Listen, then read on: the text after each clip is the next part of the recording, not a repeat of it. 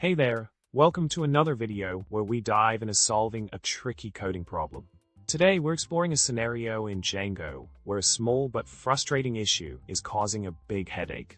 The problem arises when trying to access a specific URL in the project, but for some reason, it's not being recognized as a valid path. Quite the conundrum, right? Now onto the solution for our little Django dilemma. The key here is to ensure that your URL patterns have a trailing slash at the end of the URLs causing trouble.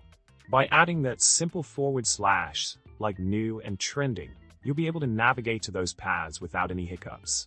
It's a small tweak that can make a world of difference in how your URLs are processed and matched within the Django framework.